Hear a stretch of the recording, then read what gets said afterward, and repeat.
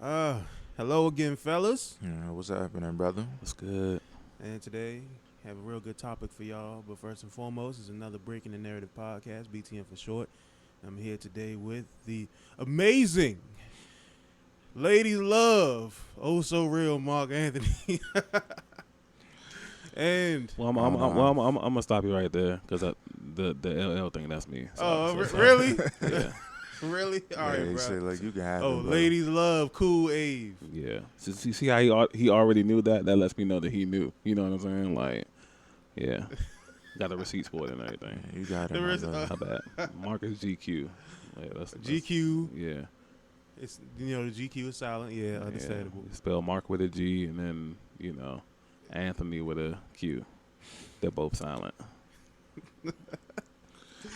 Too much credit on it. First and foremost, like let's talk about how clever that joke was when you mentioned it beforehand. That was a clever ass joke. Thank you. Even to this day, when I go back and listen to that podcast in general, it was hilarious. Thank you. Appreciate that. No problem, bro. But let's get into the topic at hand. We're gonna be mentioning today. We're gonna talk about horror movies. All the ins and outs, the ups, the downs, everything there is to know about the horror movies, like what we liked, what we didn't like, what's going on nowadays versus back in the day. It doesn't matter. We touching on it. Pause. So, first and foremost, like, do you have a favorite horror movie, either one of y'all? Not really, nah. I would prefer the old school movies now compared to the new ones, because it's a lot of new ones that just seem quite similar. Still going the same route, still got the same ambiance of things. I like where things was a little more weirder back then. Okay. So you like more of a creative mindset than a clever jump scare. Yeah. I definitely. Hey, you gotta get my mind racing on, like, just where was the person's mind. Well, obviously it shows where the mindset was, but it's just like, how did you get there? Like, what was going on with you for you to think this up and all that? Nowadays it's just like, oh yeah, literally loud noises, jump scares, and screaming for no reason, and black silhouettes. You know, that it just, horror movies to me just ain't what they used to be. Okay. That's an understandable statement. So, Abe, what you got, man? Yeah, I love Michael Myers. Hey, okay, I'm not surprised there. I'm honestly not. I do have to chime in with that one, though. I am a little bit excited for the new one that is coming out, like where they're going in a direction where they're supposedly bringing the whole town to take out Mike. I'm a little excited for that one. I definitely want to see how that's going to go. Okay. He's gonna beat the town. And more than likely. He doesn't lose. He don't. Yeah. I actually heard a joke about that, though. Like, there's like, if they're going to make another sequel and they don't take down Mike, what is it going to be, Michael Myers immortal? Like, Like, think about it. He pretty much the Thanos. He really is. I seen that joke, and somebody was like, if they don't get Michael Myers in this movie, the next movie I'm gonna have to step in. Like, that's what the person who posted this said. Yeah.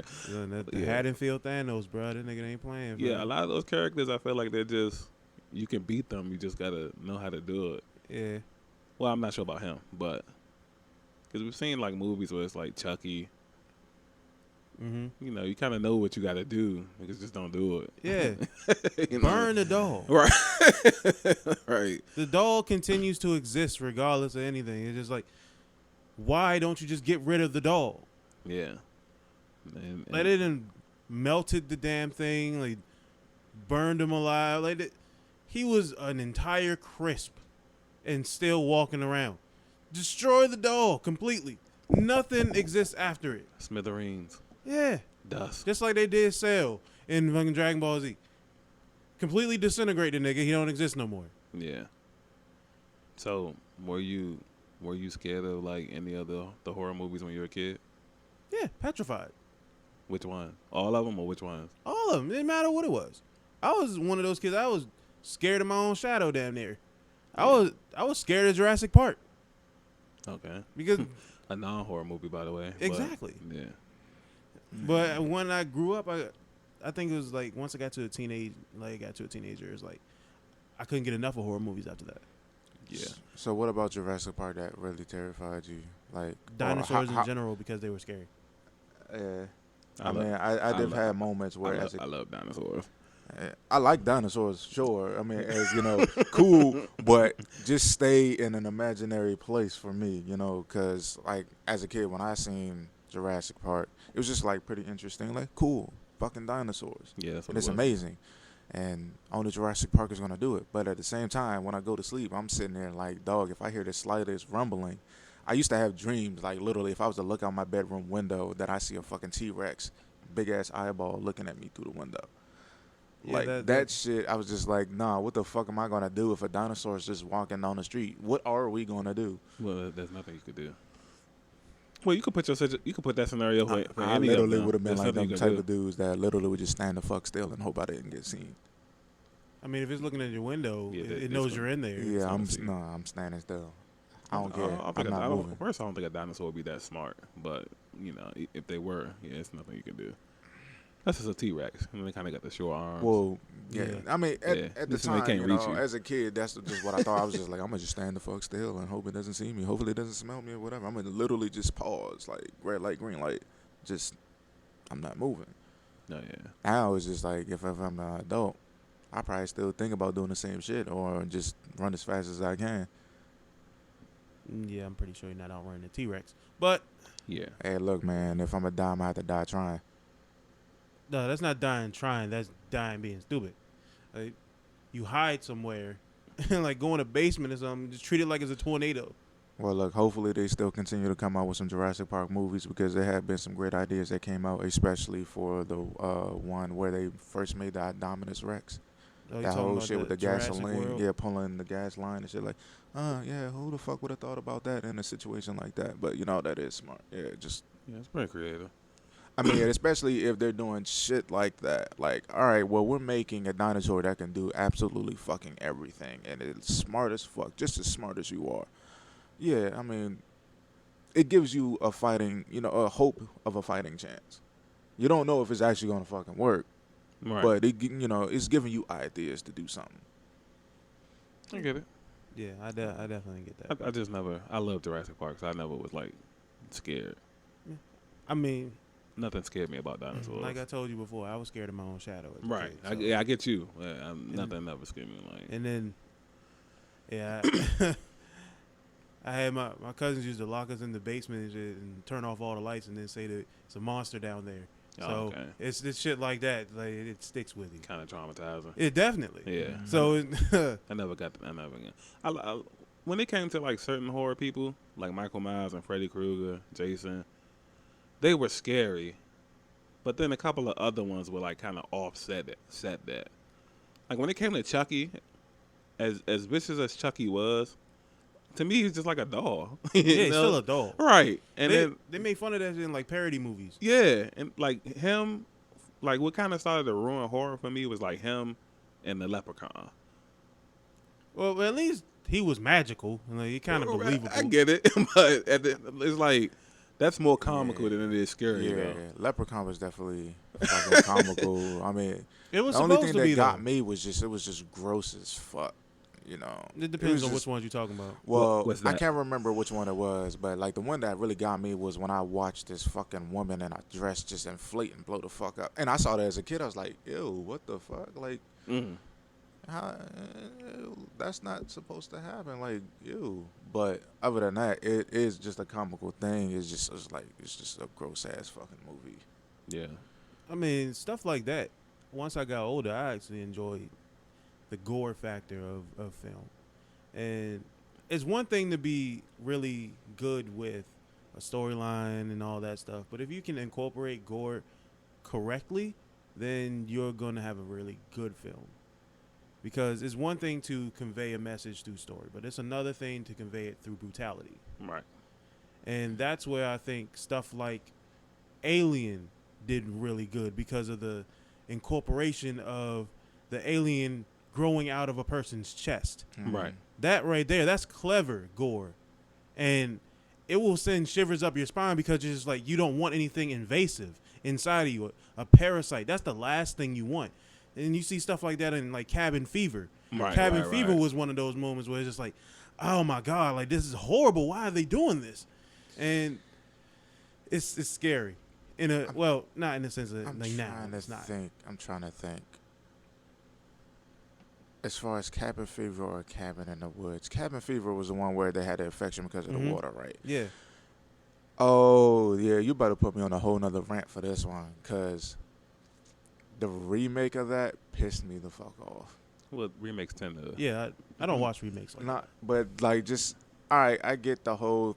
Now, actually, the first one, of course, you know, the older ones and the original ones, of course, they do their job. And then that actually did get me, for a second, very cautious of my water. I was like, nah, bruh. Like, I literally was afraid to fucking drink water for a minute. But I was like, damn, nigga, these niggas gonna fucking kill me with dehydration now. Dehydrated and shit, scared of that. But the remake really pissed me the fuck off because, you know, I became, as I got older and certain things that stood out to me, and when I become more experienced with certain shit, I was like, bruh, like, this makes no fucking sense. Like, the remake, this dude literally started the whole shit because this nigga wanted to start shooting things because he had bought a new fucking AR that he didn't need to have and killed something, and I think it was a guy or whatever who just happened to be sick or whatever, and then next thing you know, just shit started taking off from there. I was just like, people was doing idiot shit in that remake. Like, I even showed my friend, and it pissed him off. I was like, I couldn't even mention that shit to him. Like, it literally was just like, nah, bro, like, don't mention that movie, that shit. No. You trying to stay away from remakes, honestly. Yeah. This Michael Myers is they lucky. I'm gonna give this review. Yeah, like the one that Rob Zombie did for Halloween was good. I am not gonna lie to you. Yeah. Well, Rob Zombie makes great shit. Like, my favorite one from him is fucking All American with American Rejects. Oh, is it American Rejects? No. Something. The Devil's Rejects. Yeah, the Devil's Rejects. Yeah. That's a spinoff of House of a Thousand Corpses. Whichever the fuck it was, bro. It was good. Rob Zombie, great job to you, my guy, because that is definitely one of my favorite old school movies right there. It's not even old school. It's like well, look, I call it old school because I watched it as a child, so it's old school for me. It's gonna be old school now. Yeah, I guess. 2021. Yeah, that was definitely, you know, I was with that Not shit. Not the old school, but it's starting to be old school. And on top of that, I mean, especially for it to be horror comedic, it still did its thing. It was like, I don't know, it wasn't like an official horror movie for me. It was just a fucked up thing. Like, you just had fucked up people who just like to have a little fun in their own little fucked up way. Yeah. So I don't know if you really can classify that as horror. That's just murder to me, but I still enjoyed it. Sounds like it's kind of relatable to you. I mean, I'm not going around cutting people's faces off and putting it on their girlfriends, but yeah.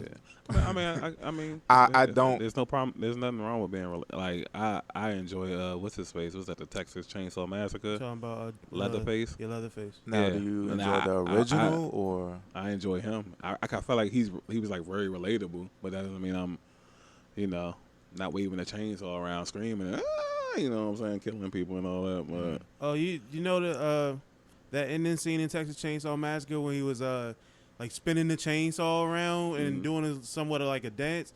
You know, the person who was doing that on purpose just so he could get the cameraman to see how close he'd get to him. Oh yeah. Like the chainsaw was real. Yeah, you could tell.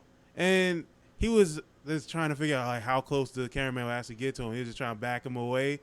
Just for fun. Like, he's doing this for fun. Yeah, and that makes for good movies, especially for horror movies. When you catch off-scripted shit like that, literally, you know, genuine feelings and genuine reactions is definitely going to give you wins. Yeah, I love Leatherface. He's like one of my favorites. Used to use him on Mortal Kombat and everything. That part, I don't know. I mean, the funny thing with Leatherface is, well, not funny, but the most messed up thing, Leatherface is a real person. Most of them are. Just been through traumatizing situations. Like, are you saying like he's an actual real person, or are you saying the personality? The Texas Chainsaw Massacre actually happened. Yeah, it's based on a true story. It happened, I think, in like the 60s. I mean, I probably read that part or seen that part being mentioned in the movies, but at the same time, I don't pay attention that much. I'm just ready to get to the gore. That's what I make it feel like the movie, it gives it that much more. Because you'd be like, damn, this really happened. You know what I'm saying? If it says based off of a true story, yeah. that's just how I felt about the first Paranormal Activity. Yeah. It was like, oh, based off a true story. And then it's just, well, not even just based off of it. It just looked like someone was just recording shit in their house. Right. And then all of this crazy stuff started happening. And it just seemed so real. It's like the equivalent to the Blair Witch Project. Kind of. When that came out, it's like camera. That's all it is. You know, that shit only cost them like $10,000. And they grossed over like, what was it, $10 million or something like that? There was a bunch of foolery, though. That definitely made me question a few things, though. Yeah, me too. Like, you recording all this, if there really is a mishap where everybody's getting bodied, how the fuck are you going to find this camera and just say, hey, yeah, I'm going to put this out here for people to see? Like, what is the chances of that really happening, that somebody's just finding this shit? Slim to none.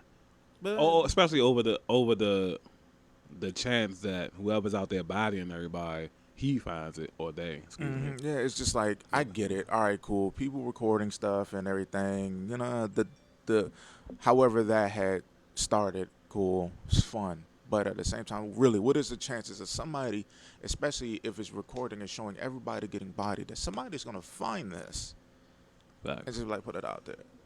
Yeah, it was decent, but yeah. That gave me an idea. And that kind of ruined the whole statement of this is based off of a true story. Is it really? I mean, it could be. And that's, I think that's what's getting people. They're worried, like, you know what? It's not too far-fetched for it to never actually happen. But at the same time, is this really a true story? I mean, it seems like somewhat unbelievable. However, it's not impossible. Yeah, that's the part that's getting me. Like, I think that's really what's selling it, is that people are like, oh, well, it's not impossible for this to happen. But what I'm watching right now, is this really a true story, or was this just thought up? They don't say the whole thing is a true story too. So it could be bits and pieces that's true. Yeah. And then they add their own Hollywood. Mm-hmm. You know what they do. Yeah, at its core, it's based on a true story with a little bit of added touch. Mm-hmm. Yeah. Now, I will believe if somebody was doing a documentary on a cult, of course, I'm going to believe that's true straight away more than anything, because cults are out here. Yes, they do happen. So I would believe that more than anything. Like, oh, yeah, well, we're going to talk about the devil and this, and then we're going to do a recording of all these crazy people. That I will believe. Okay.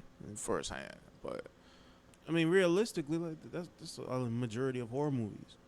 Right.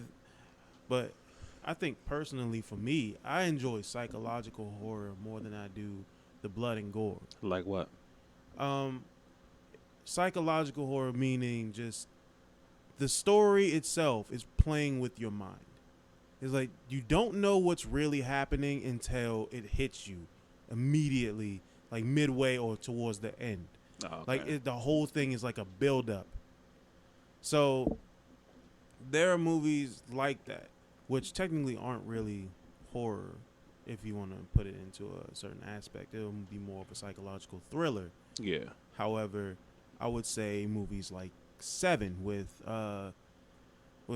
Brad Pitt and I think it wasn't Morgan Freeman in it. Was Morgan Freeman in that? I didn't see that. So, but it was Brad Pitt. And it might have been Morgan Freeman, but there were moments in that where you're looking for the Zodiac killer, and technically the Zodiac killer was a real person, but they never found it. Yeah, see, I don't like stuff like that.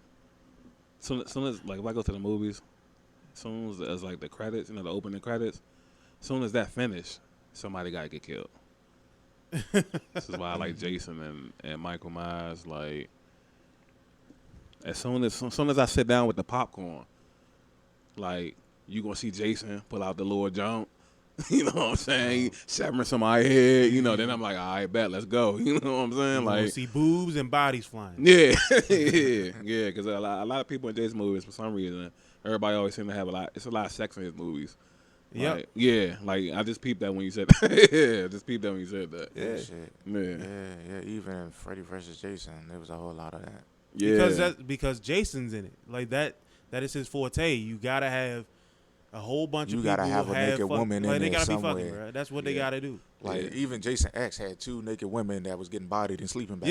Yeah, because like, they know what sells with him. Yeah. Boobs and bodies flying. Not just the. So how I feel about that movie? So let me find out that Jason actually has a preference. Yeah. Yeah, he does technically. Well, But how do y'all feel about the Jason versus Freddy thing?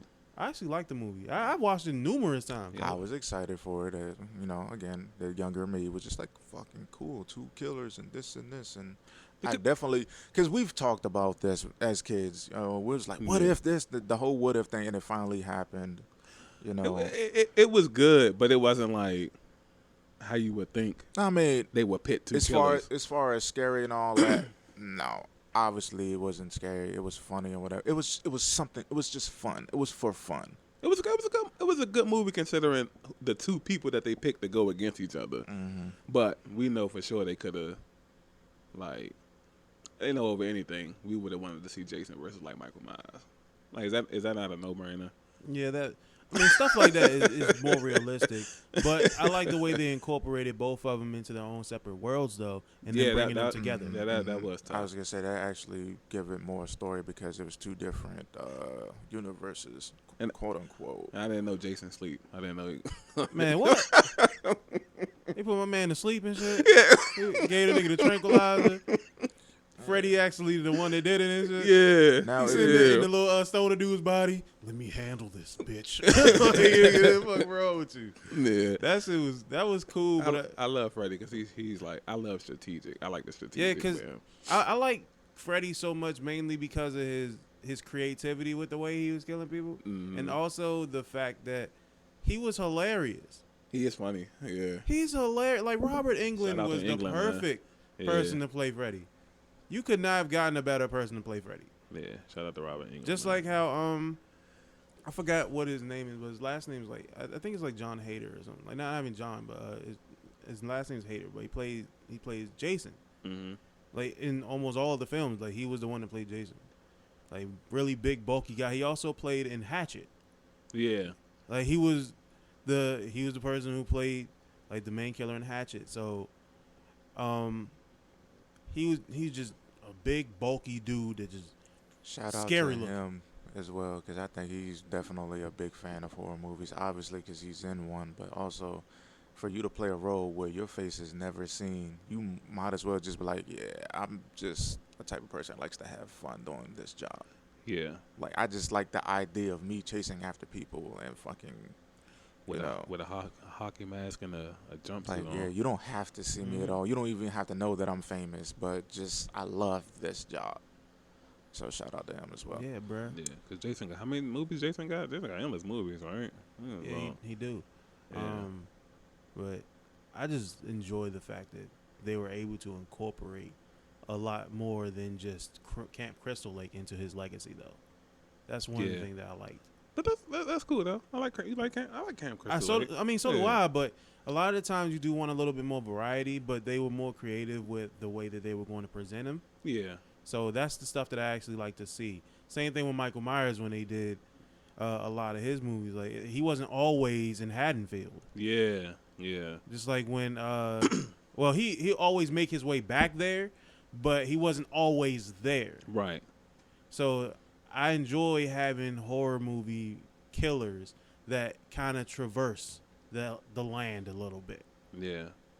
So and him going through his traumatizing. I know it's like all the killers just went through something. Like, yeah, and then like Jason got drowned. Yeah, which like, is very interesting. Yeah, I mean he was like a really deformed kid, and then His mother. Bruh, that first Jason movie, that ending scene scared the shit out of me, dog. when he came out of the water, bruh. Oh yeah. Oh my God! I was a kid. I watched. I jumped, bro. I was like, "What the fuck was that?" Yeah. That scared the hell out of me, dog. Like Definitely. I couldn't even believe it. I was like, "Wait a minute." I had to catch my breath. I was about to have a heart attack. Yeah. Cause that's another way Freddy tried to fight him too, right? Cause you take him back to the lake, Mm-hmm. and the way that movie ended, I thought it almost was certain you was gonna get a part 2, but they never, unless they waiting. And I don't know. Maybe they just didn't get the funding for it. Get him right there. That's a good point. Because with Hollywood, they got a green light and shit. But how before would they you do it. actually bring that back? Like, what ideas are you gonna have when you do bring that back? Mm. Yeah, it's, You not, it's know, really Like really, certain things is just like leave it it's alone. it was already tough to do. The idea of the, like I said, with the whole parallel universe or the different universes, that was clever as fuck. Yeah. But like you can't pit too many. Or I'm not gonna say that you can't, but it's gonna be difficult to be pitting other killers together. Like They have to with have Michael Myers they have to and have similar. Jason. That works because they have similar styles. You have to have similar but it would styles. seem like too much of a stalemate to me. Think so? I mean, he did a good job with Alien versus Predator. I mean, that was a given. We already knew that was going to happen Yeah, eventually. but you can't lie. That wasn't terrific. That I'm- wasn't terrific though. No, it was. It was. Like I said, different backgrounds and different, ways to do things. That's what made it easier to do. But now, if you got like people, like two guys, example, with Jason and Michael, Mhm. two big dudes walking slow that are used to just stabbing and slashing and all this other stuff that obviously just are very resilient. Like, what are you going to do between them two? How are you going to make it interesting? Well, Besides two for big, me- strong dudes in there. for me, and I'm nowhere near the writer that anybody else in Hollywood or wherever it is. For me, I would have went the route of probably, since they're both, Michael Myers was in the insane asylum, right? Mm-hmm. Yeah, I would have it to where they both end up in the same insane asylum, and that's where they initially meet each other. You know what I mean? Mhm. And then a good chunk of the movie, they could, because you don't even have to go like Michael Myers versus Jason. You can have niggas team up, Yeah. and it's so many different avenues. the and Undertaker then and Kane I was is- sitting there thinking yeah, the same thing. and then halfway through the movie, somebody does something that the other one didn't like, and then they turn on each other. You know what I'm saying? That's technically how the Freddy versus Jason thing turned. Right, right. It was teamed at one point, but then Jason started going off the rails. Yeah, yeah. So since he's the non-listening type, then he could be the one that just, you know what I'm saying? But see, that's where it'll become a little dry to me. And hopefully whoever's out there who's going to actually write this movie, hopefully be like, challenge accepted and fucking impress the fuck out of me. Yeah. But when it comes to them facing off with each other, I think that's where it'll start to get dry. Because it's like, what can you really do? Now, the whole idea of them, like, basically just like, all right, well, I'm not going to deal with you or whatever, that's cool. Because it's like, if they're all in an insane asylum, it's kind of like Outlast. You got two crazy big dudes that just literally don't drop. And you got to survive this whole movie with these twos wandering around. They don't have to be together, but they're somewhere. And you got, like, the asylum is on lockdown. Everybody escaped from their rooms or whatever. Mm-hmm. And then next thing you know, it's like, well, we got to shut this place down. They can't escape. And then just so happens these other two patients that are along with them are two killers, a.k.a. Mike and, Jason. Mhm. And it's just like, all right, cool. It's really a game of survival. That I can get with. Right. But the very moment that you put these two together and they're like, all right, well, now I just don't like you or whatever. Like, how you gonna make it interesting? Because one, you got two supposedly or possibly immortal dudes that are just strong, and it just seems like a boring fight to watch. It's probably going to be like cool, like to see him in the first 2 minutes, but how you gonna keep this fight going? Well, it's different creative ways that you can keep people invested. I'd love to see it. Yeah.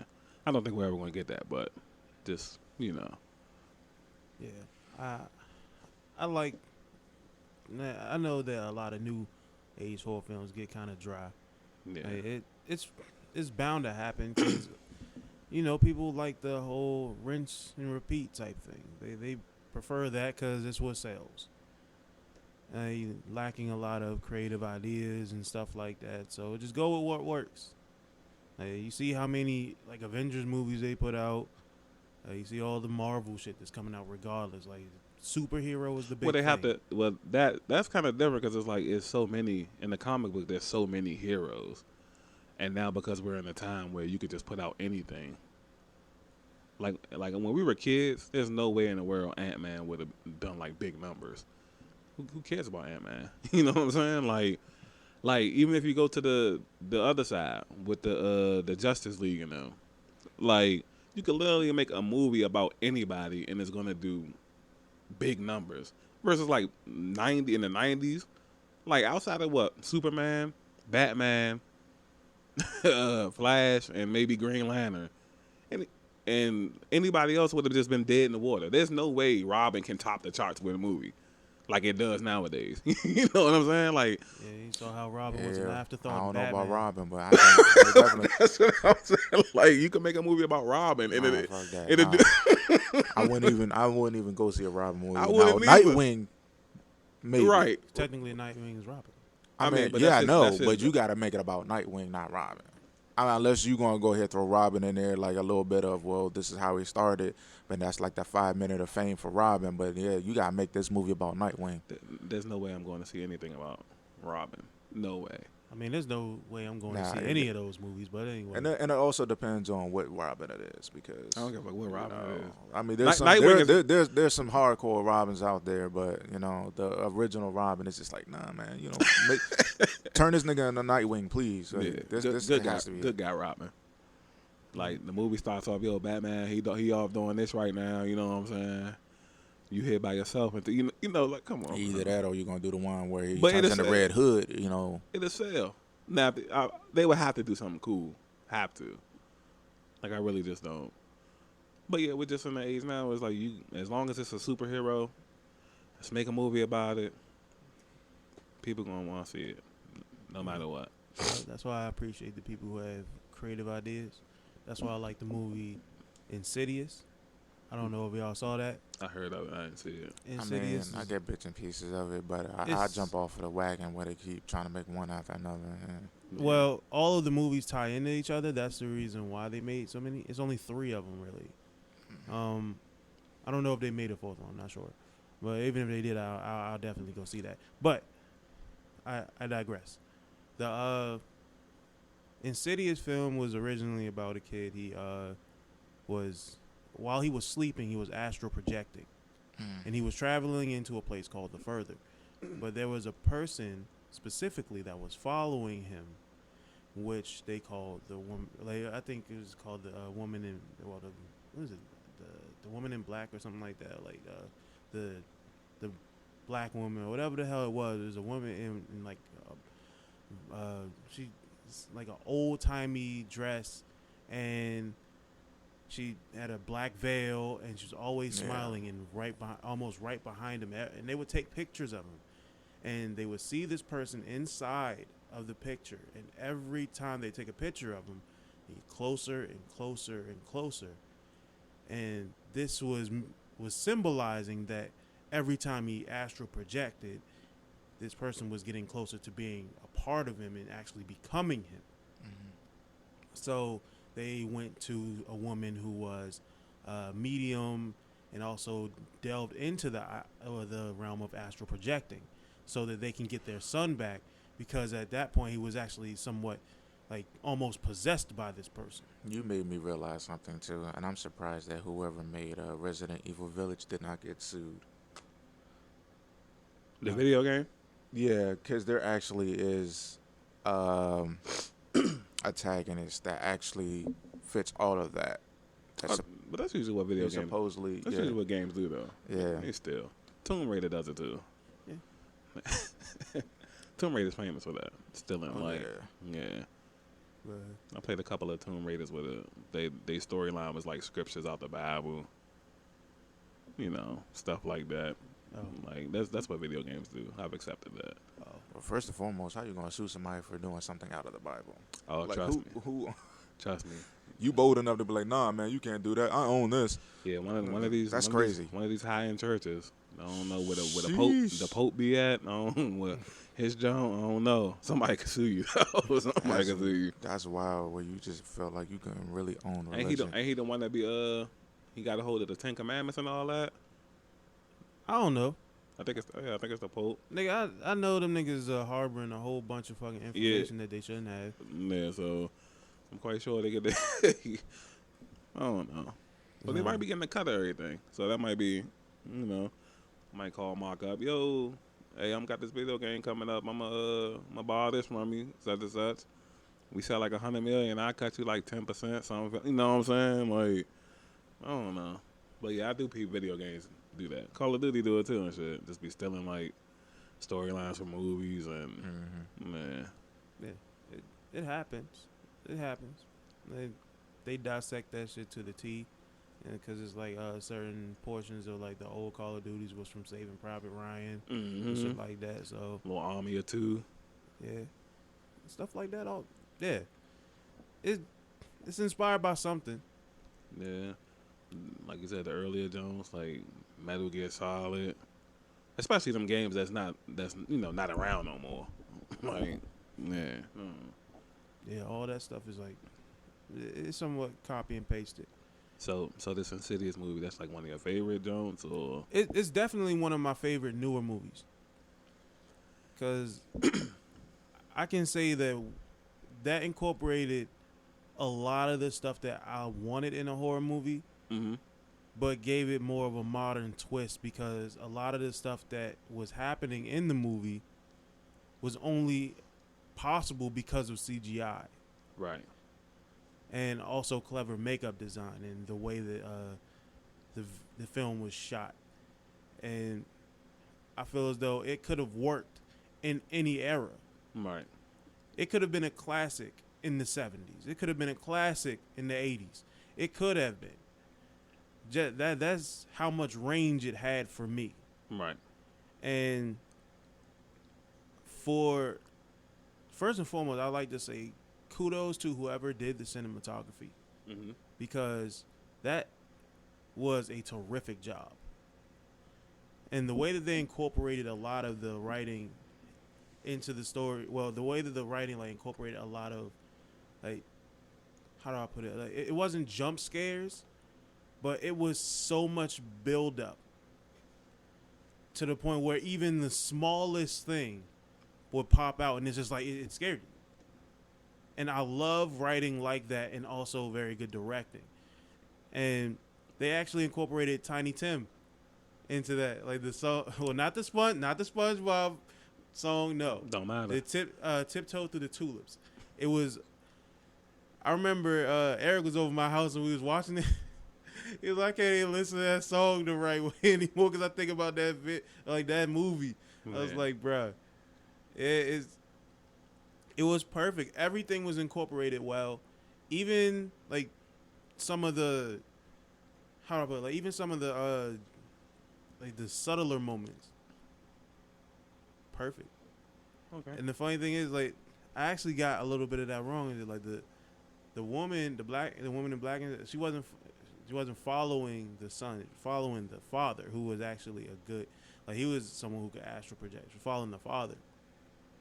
But the person who was following the son was like a serious looking demon that was following him and was trying to take over his body.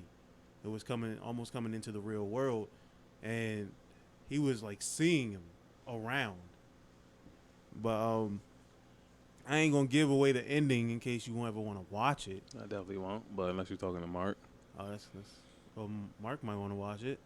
So I ain't gonna jump into that. I doubt it, but hey, I mean, somebody listening might not see it yet. Yeah, yeah, okay. I ain't gonna just throw some spoilers out there. I ain't gonna do all that. That ain't my forte.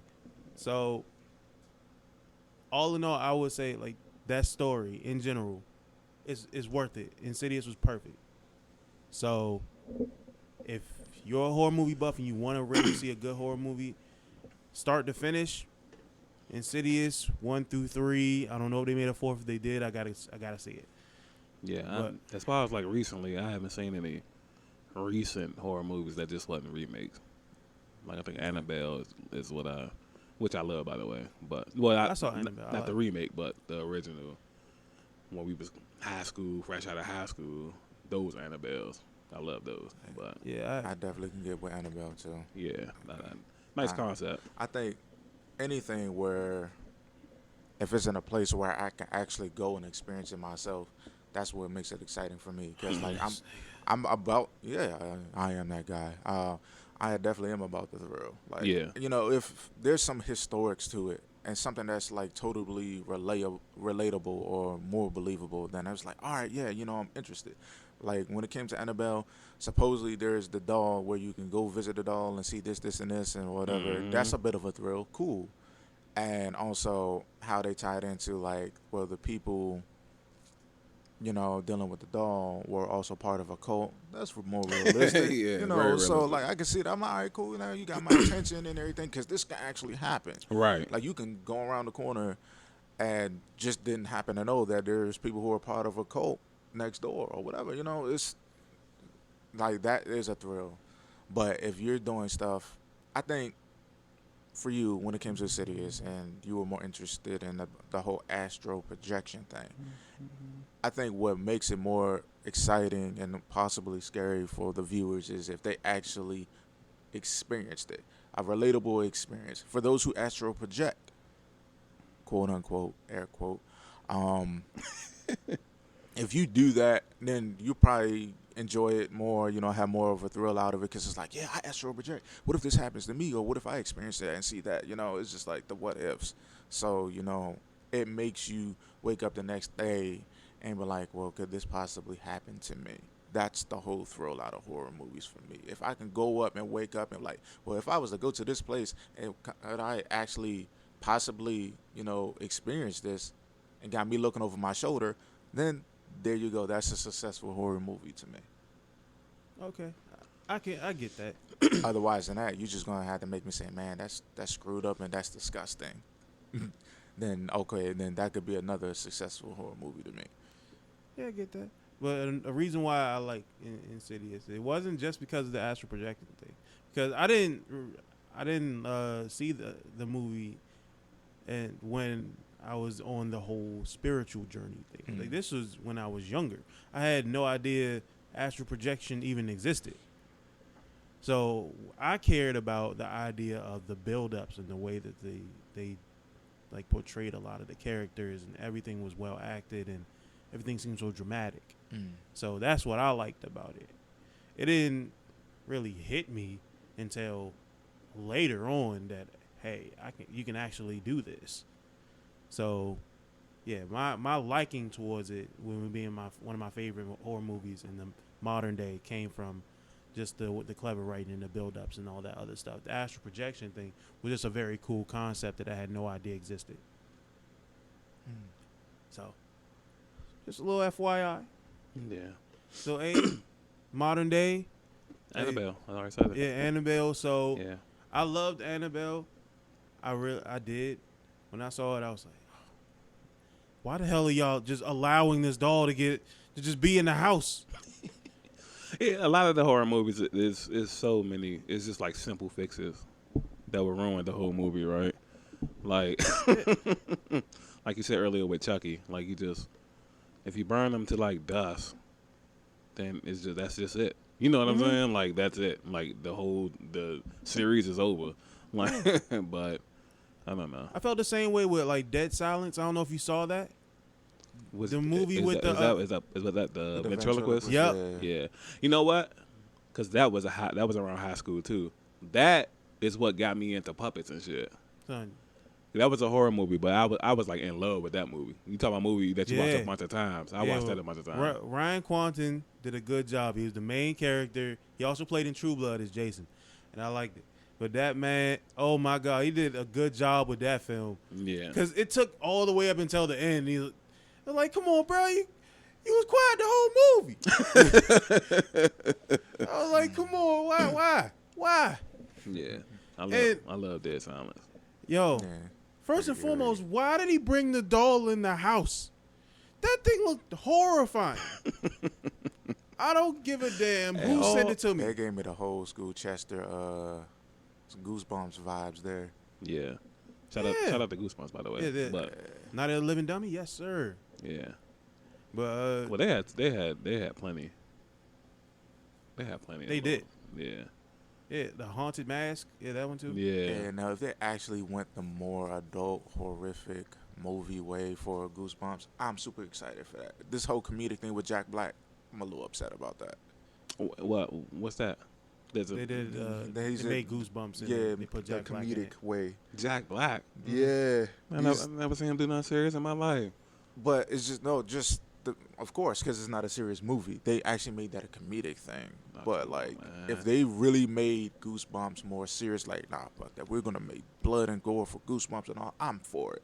Yeah, like when they came back with that, "Are you afraid of the dark?" Yeah, I was about to mention that. Talk about something that was scary as a kid that still was scary as us now. I mean, them niggas is like that. No, bull. Like that remake they did with that was really good, bro. That shit was fire. Shout out to Nickelodeon, man. Yeah, that's like one of the few things that I can actually watch on that jump besides like SpongeBob. Yeah, man, that was. Yeah, because we was over this though. Like after we got finished doing some podcasts, we was like, watching this shit. Like, yo, this is surprisingly like real good. Yeah. Like everything about this is like real good right now. And next thing you know, 3-4 hours go past, niggas still watching the jump. I definitely have to check it out now because coming from some real '90s babies, because we're hard to impress, especially when it comes to things that we used to watch as kids. And we went into it making up all these excuses why this shit was about to be trash. And and every 5 minutes, niggas is just like, yo, this guy crazy. This guy wild right here. I'm definitely gonna have to check that out. Son, that shit, it was fire because fire. The whole process of getting getting to just the idea of the lighthouse when we first started watching it. Yeah. It's like, wait a minute, what the hell is going on? And then they built like I said, like the whole build up thing. Yeah. And it was cleverly shot, and it seemed as though everything with it, the way that the cameraman was shooting it, the way that the kids was acting, Man. the way that the plot, everything was like literally a perfect storm. Yeah, like it was. That shit was like impressive. Incredibly impressive. I was not expecting that from a Nickelodeon show. Yeah, and that was like super on par with what it used to be back in the day. Yeah. And they turned like one simple story into a whole series. Yeah. It wasn't just like, oh, you're going to get one day, you're going to get these 2 stories and that's it. No, you're going to get this one story. It's going to last for an entire season. It's an hour a piece and 8 episodes. And it was 8 episodes. And each episode was just like yeah. Man, give me something to watch when I go home. Yeah. Now, question for the both of you. Yeah? What is the shittiest horror movie you've watched and why? I don't know, bro. It's like some trash horror movie. Yeah, because it's hard to be super super disappointed. Because just thinking about it, I don't know too many horror movies that really just annoyed me and just really just pissed me off to the point where I just didn't ever want to see it again. I got one off Bucks, one in the chamber right now, and it's self-explanatory. I don't know if this was the exact name, but you're gonna know what movie I'm talking about. I believe its name was Game Over. I never heard that. Never saw it. The one with Frankie Muniz. Well, everything that you did, the joint with the video game. That's not Game Over. That's Stay Alive. Whatever the fuck it was. That movie was fire. I don't know what's wrong with you, bro. That movie was fire. I love that movie. I don't think I can take Frankie Muniz serious. Son, that movie was fire. No. I like the the concept was pretty neat. That was don't fire. Get me wrong, but at the same time, it was just no. I don't. No. The concept of that story was there was a random game that they had just started developing. So they ended up a little bit. Okay. Yeah, it was a video game from a random company. Nobody knew anything about them, and they were developing a video game that was based around Elizabeth Bathory, who was in history. She was a person who was a plantation owner, and she would take children, preferably young girls. And what she would do was she would torture them and kill them and then bathe in their blood because she felt as though that would keep her younger. Okay. So the game was about her trying to destroy her. And what they didn't know that whatever happened to you inside of the game would happen to you outside of it. So it was 2 universes meshing into each other, and eventually the game started playing them instead of them playing the game. It literally started taking control itself. Because it was like a lore, kind of like what game can Jumanji? Yeah, something like that. But what's the other one? Leroy Jenkins. When you have teams, you build your own character.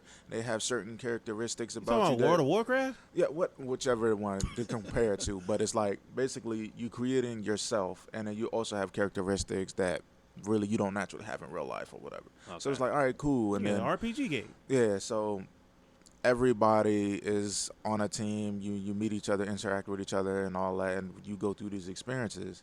And again, like you said before, was that whatever it is that you dealt with in the game, you are dealing with in real life. Gotcha. But of course, everybody was just like, oh, what a coincidence and blah, blah, blah, blah, blah, until I forgot, it was some smart aleck. It was just like, it's the game. And it just got real bad for me. Especially with the whole corny shit with Frankie Muniz, where he was like, wait, bitch, I'm not finished yet. Yeah. Oh, yeah, I remember that like, line. No, he was like, no, bitch, that's cheating. Yeah, he's like, no, bitch, that's cheating. I'm not dead yet. I remember that line. I remember that line vividly. I love that movie, bro. I don't care what the hell you got to say about it. That movie was fire to me. I don't know anything where the only warning sign you get is a controller vibration. Yeah, and then it makes like, that sound.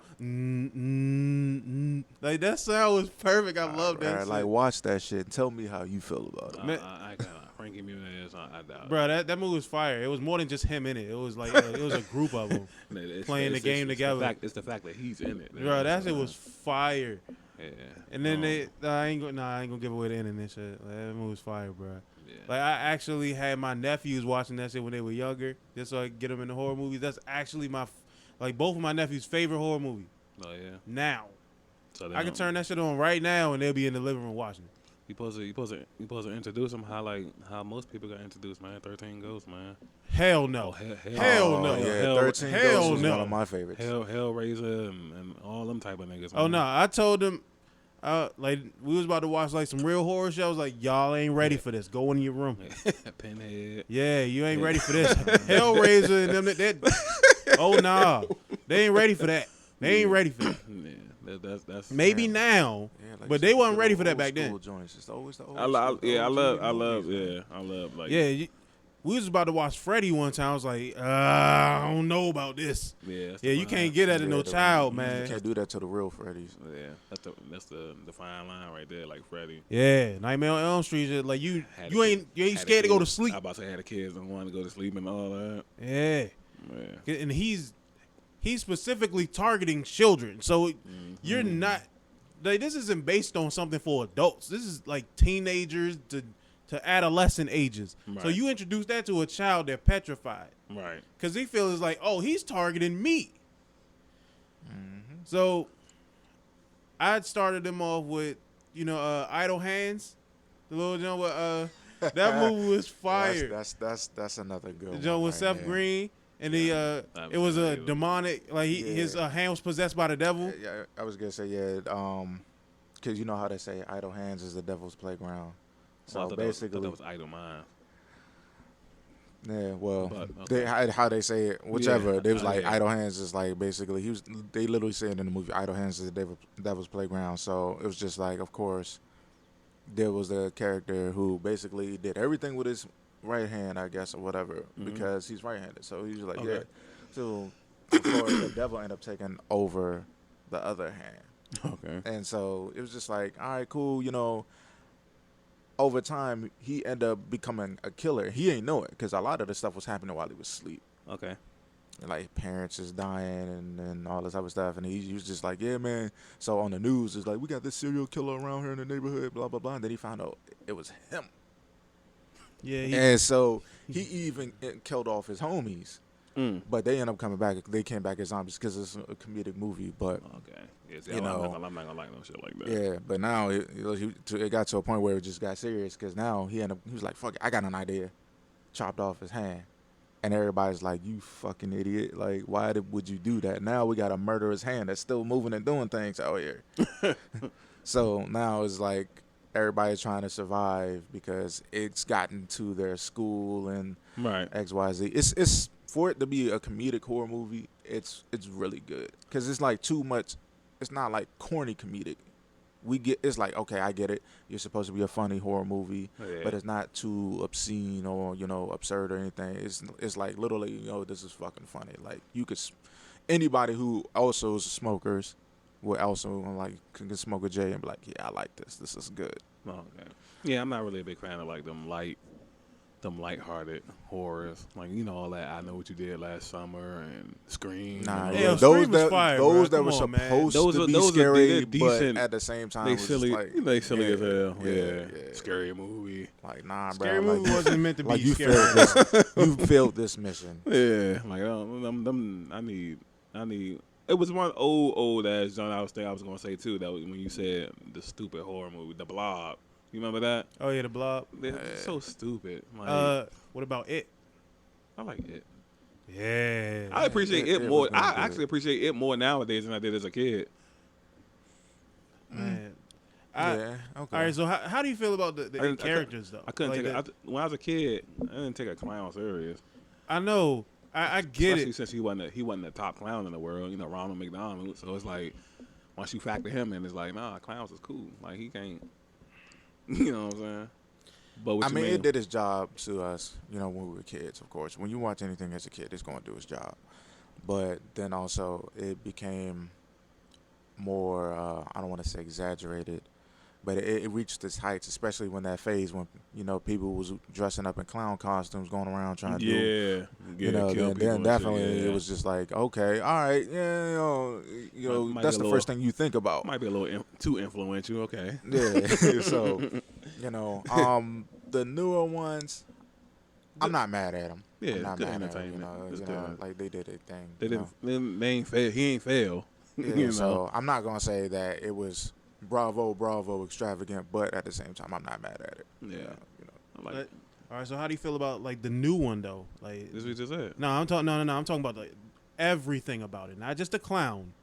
I'm talking about the way that they developed everything, like the murder, like the way they kill people, like the incorporation of the way they ended it differently than what they did in the older version. Creative and innovative. I give them that part. Like I said, I'm not upset with it. And how they were killing people and everything was pretty good. The whole storyline, it was telling a good story. Of course, it's not just storylines that make the movie, it's also the actors. I feel like the actors, I could have got a little bit more from the actors too. Like I felt it, but it wasn't enough to make me be like, all right, come on, give me a little more. So it was slight disappointments, but like I said, it wasn't a horrible movie. I did enjoy it. There was some stuff where it got me. It was like, all right, cool. When's the next killing gonna happen? Yeah. So I wasn't totally out of it. So like I said, I enjoyed it. I give it that for sure. Yeah, I think the acting was decent. I like as long as they're not horrible acting, and as long as they don't stop incorporating celebrities in these shits, please, because that takes away from so much of the merit. I feel like Yeah. like I couldn't wait though for the movies to get started. I can't remember if it was the first or second one because memory is a little shot. But I definitely just gonna wait for the killings and that one and whichever one it was, because there was the bullying scene that kind of pissed me off, like with the two dudes from the carnival and shit like that. I was like, Right. oh yeah, your ass needs to. You definitely Talking need about to the one fucking go. making fun of the gay dude. Yeah, that. I was just like, man, what the fuck? I was like, nah, you gotta go. Like, I can't wait for you to see this balloon real quick. yeah. Okay. Like, catch this balloon real quick, son. Like, you need to go. 'Cause And the way you they just did, a the way dickhead, they bro. killed him though, like that was actually a really good way for them to introduce it into the second film. Yeah. Shout out to it, man. He also got one of his memes is like super popular too. Yeah, the one where he's doing the little dance. Yeah, well, that too, but the one where he lower you into the Oh, little the sewer. sewer. Hey, I got pizza down here. Oh, that with you. You're like, oh, I got macaroni and cheese. And Oh then man, get it inside the. Yeah, the second picture be the person sliding down there. And I was proud to see it in the new one. Of course, the iconic scene where, the little kid in the raincoat. Oh, you Forgot talking his about? Yeah. Yeah, that iconic scene, dragging across the the rain and everything at night, man. Good job. Yeah. So I enjoyed it back then, and I definitely enjoyed it now. So yeah, it's cool. It's Right. cool. I think the second one did it much better than the first because they had a lot more to work with. Mm-hmm. Because the fact that he just bit the kid's arm off, that right there was like, okay, this is about to be brutal. Right. Like, you wasn't expecting that. If you had seen the original, you're like, okay, maybe he's gonna drag him in. No. Right. They went the extra mile and just bit his arm off, then he dragged him in. I was like, okay, this is about to be different. I wasn't expecting this one. And with the first one, you got to see a lot of the racial undertones. You see a lot of like people just being like blatantly racist, like the bully who was making fun of the black kid just because he was new black kid around. Then he cornered him in front of like the store, and it was calling a whole bunch of niggers and all that other stuff. It's like you wanted to see him die, right? But you wanted to make sure it was the worst way possible. At least we wanted to. Yeah. I'm quite sure there's a crowd out there egging them on. Yeah, Then in the first one, the way he died was so subtle.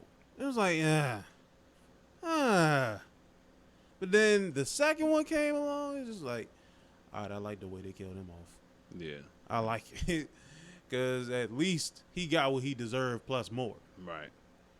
So I really respect the fact that they were able to take the second one into a different direction and stay true to the story. Facts. Because first and foremost, Stephen King, sir.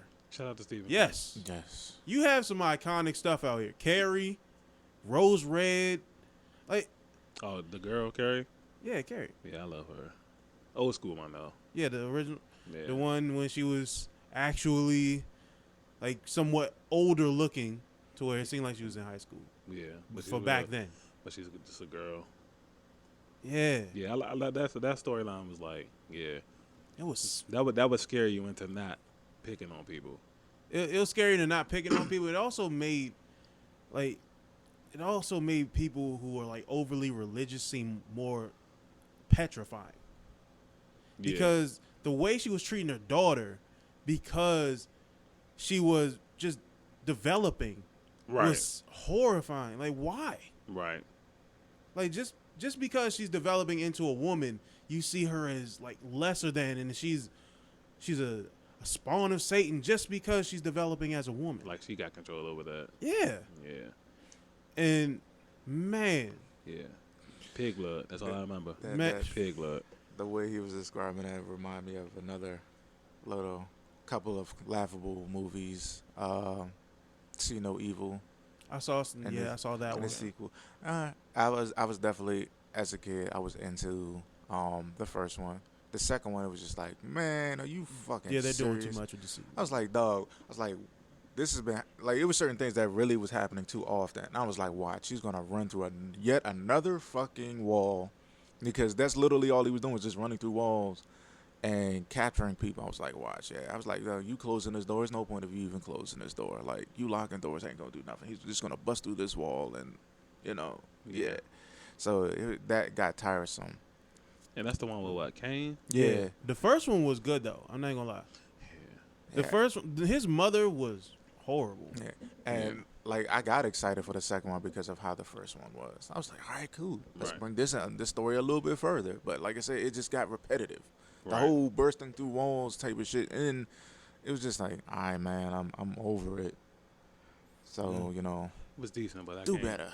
It's Kane. I can't really. Yeah, I mean, it's good though, but I like the idea when they was thinking about, he was gonna play Jason, just because the person who played Jason originally, his name actually is Kane. Like Kane, like the person I mentioned before, Kane. Kane would be good with some shit like that. Like Kane would, yeah. Like he'd have excelled with Michael Myers or Jason or somebody like that. They got a wrestler, I forgot what his name was, but he played Michael Myers in the Rob Zombie film. That's the reason why he was so big. He was like 6'11". Oh, okay. Yeah. So, Like, he was a former wrestler. He used to wrestle with Kevin Nash and them. To be honest, there's a lot of wrestlers that's been undercover on doing some movies, horror movies at least. I would like to see Undertaker actually do a horror film. I think that would be perfect for him. yeah. Get him back into some movies, man. But they got a what do y'all feel about that? Did y'all see that movie Split? I saw it. Yeah. Amazing. Yeah. Amazing. Bruh. Oh my God, Yeah. the range though, the range, Yeah. the range. Yeah. Like you saw him, you saw the main characters, and you're just like, okay, this is gonna be bad. We don't know how bad it's going to get. Mm-hmm. But then you see him change into like 6 or 7 different people, Yeah. and you like, what the Well, hell is this? The dynamic of him, for one, he already proven himself that he can play all different types of characters. And he's like, you know what, cool, giving you a challenge. We need you to bring all the types of personalities that you played in several of the movies, bring that to this one. So I had high hopes for him already as it is. Facts. And on top of that, that's a real thing. We talk about mental illnesses here. Yeah. Yeah. And then you bringing that into physical form, especially with the animal, I'm happy about that. So I was definitely so satisfied with this movie. Another person I do want to see do more, when you brought up 13 Ghosts, Mm-hmm. the dude who was having all the flashes and all that, I want to see him do more horror movies. Cause You talking about Matthew Lillard? I guess whoever, the one who was playing Shaggy, Yeah, the Matthew Scooby-Doo Lillard. movie, yeah, him. Like, I want to see him do more because, like, he played the fuck out of that role. Yeah. Like, he was funny and also serious at the same time. I will never forget this fucking shit that he said. He was like, did I say there's a petting zoo downstairs? No, there's ghosts downstairs. That's gonna stick to me for life. Like, this nigga, he did that. It's probably hard to get like them type of roles though, because there's not an abundance of horror movies.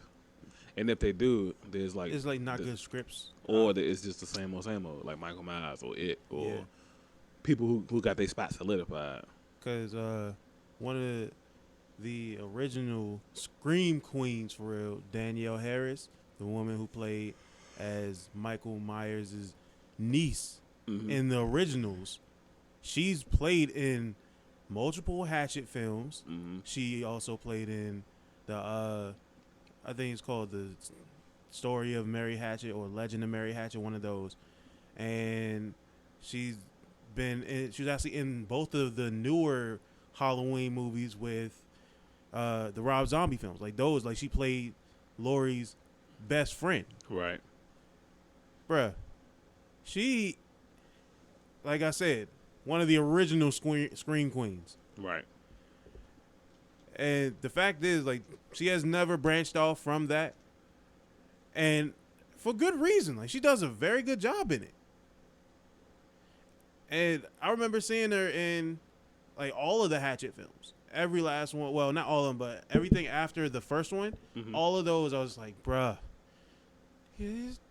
What more could you want? It's like everything that you got in Jason. Right. But it's just a lot more gory to the point where it was almost funny. Right.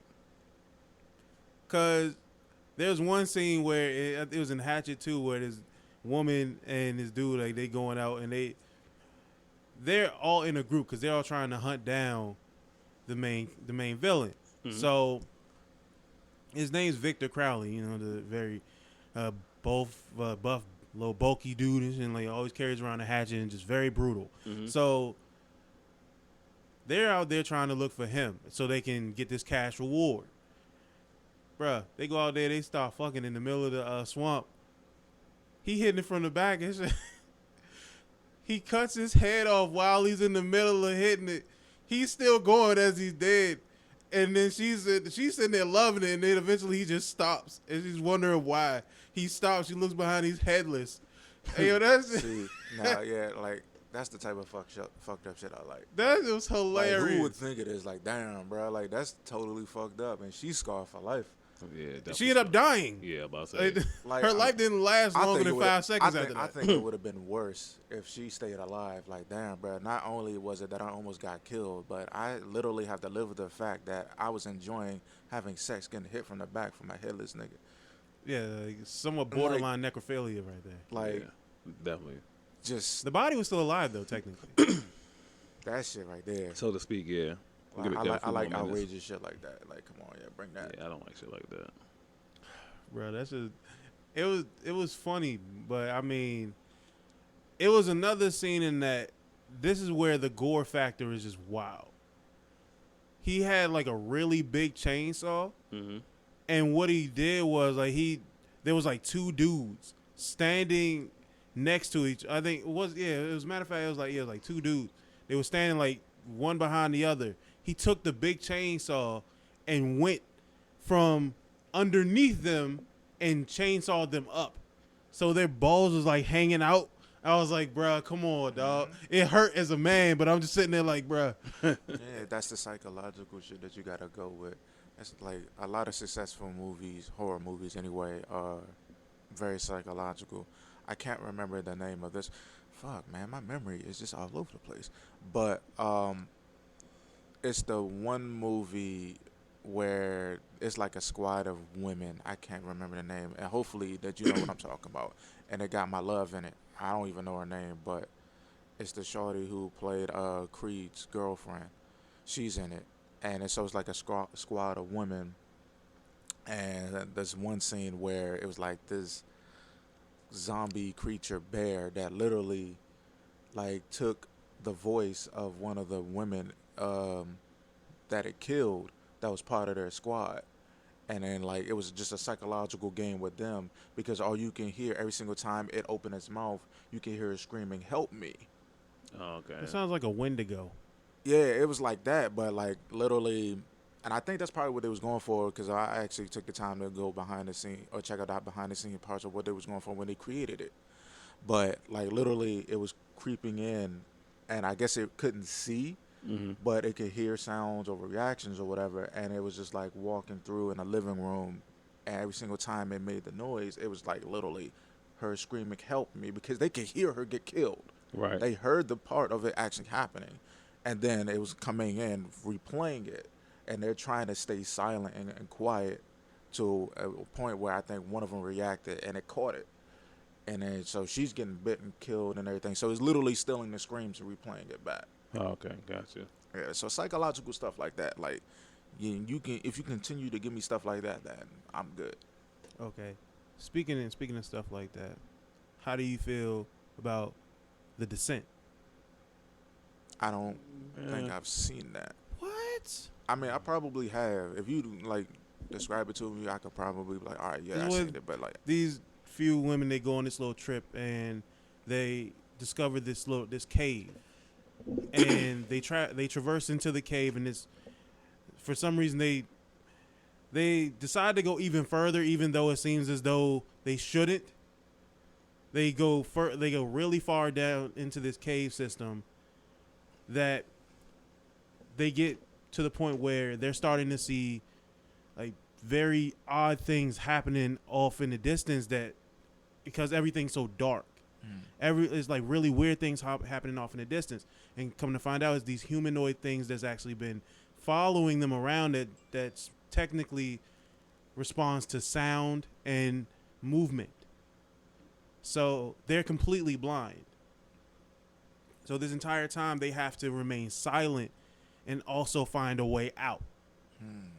And it's incredibly dark. Like literally, they've come to find out this is an unexplored cave that one of the friends had recommended just so they can go on somewhat of an adventure to see what they would find. First and foremost, shouldn't do that. I don't recommend anybody trying no dumb shit like that. Not to sound racist or nothing, but all of them are white. Besides one that was Asian. yeah. So they're in there, nothing but pickaxes, and that's it. But when I tell you these were some badass women, man, they was going toe to toe with some of these motherfuckers, bro. Shit, you would have to. You want to survive, you gotta fight, man. Bruh.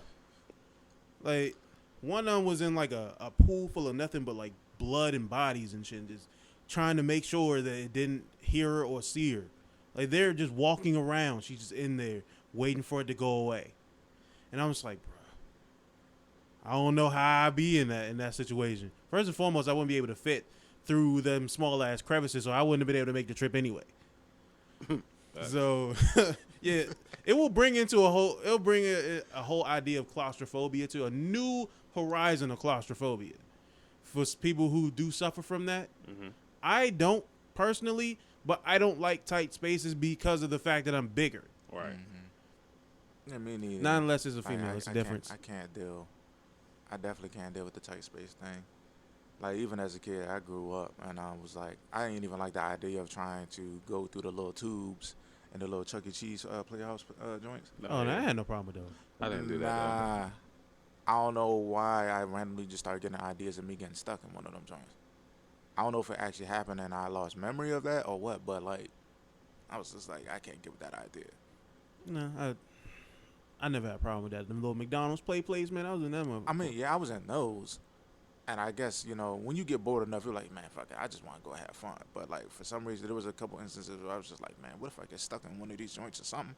And I was just not down with that shit. So you didn't want to get inside like one of the little slides from like Six Flags or something that goes straight down with the water? Well, when I started becoming more of an active personality, of course, then, you know, I was in those things because back then I didn't want to do shit when I was a kid. I was too freaked out about everything. I was just shy and just like, no, I don't like roller coasters and this and that. And I still don't like roller anything coasters. with I don't heights. give a fuck. But then eventually, you know, just like, you know what, you know, I working, grew up, so yeah. Working at Six Flags kind of ruined roller coasters for me. Seeing the motherfuckers break down all the time and shit. That So, too. yeah, that kind of. I mean, shit. I've had those ideas too, but it's just like, well, what else am I gonna do? I ain't gonna sit in the pool all day. Yeah, I would. And play games. That would be my ideal trip to Six Flags. That's giving too much money to this motherfucking amusement park that ain't got shit. Shit, I used I'll to fuck play with the some pool. games, but I'm not playing games all day. I fuck with the pool, bro. Like, the wave pool and shit. Yeah, pool, games. Well, for one, the pool wasn't gonna be open all day, the whole time you would be there, and then secondly, it's just like, man, yeah, you know, it get tiresome. I don't give a fuck about roller coasters. I don't really give a damn about Six Flags or any type of amusement park for real. Not unless it's like I'm taking some kids there or something just for their pleasure, not mine. That's the only reason I want to go. I would give my favorite title, my title of favorite amusement park to Busch Gardens, but only during Halloween though. This man. Yeah. But, That was one thing Six Flags was good for too. The Halloween stuff. At least back in the day. Yeah, I was gonna say it got played out now. I haven't been to Six Flags since I worked there. So that's the last 3 years of high school. I ain't been there since I was a teenager, bro. Probably earlier than that. Yeah. But whole time, it just made me think about some shit. It was a psychological thriller. I don't know if either one of you have ever seen the movie Penny Dreadful. No. But it's a television show called Penny Dreadful, but then there's a movie called that, and it's starring like Rachel Miner. She was actually also played she played in Supernatural as well. She played as Meg, but that's neither here nor there. But the concept of the story was she was trapped inside of a car. She has anxiety issues. Okay. So she has these pills to make sure that her anxiety is kept under control. But they're stuck on this little, this snowy road because they had it was either her mother or her doctor was taking her to this little retreat or some shit just so they can help with her anxiety. So they end up running like a flat. The person who was taking her there, she ends up trying to walk off, trying to get some help. She doesn't come back. So she's already on edge. What they didn't really pay attention to on the radio, they was mentioning that there was a psychopath running around the woods of the area that they were in. They weren't paying attention to that.